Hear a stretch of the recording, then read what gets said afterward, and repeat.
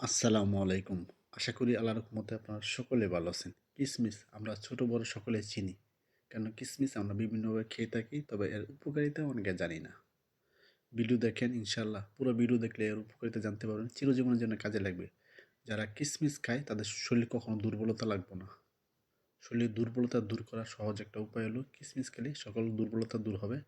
শরীর শক্তিটা দিন দিন বাড়াবে। যেসব পুরুষ ভাইরা দুর্বলতা অনুভব করেন তারা কিসমিস খাবার তালিকায় রাখবেন, দেখবেন সহজে আপনার সকল দুর্বলতা দূর হবে। কিসমিস খেলে চেহারা ফর্সা উজ্জ্বলতা বাড়ে, সৌন্দর্য বৃদ্ধি হয়। কিসমিস খেলে আপনার হাড় শক্ত মজবুত হয়। হাড় কখনো খাইব না, দাঁত শক্ত মজবুত হবে।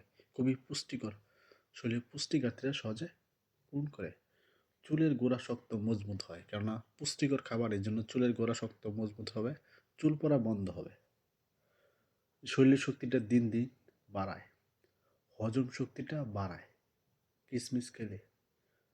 এজন্য খাবার তালিকায় কিসমিস রাখবেন, ইনশাআল্লাহ আশা করি অনেক অনেক উপকার পাবেন।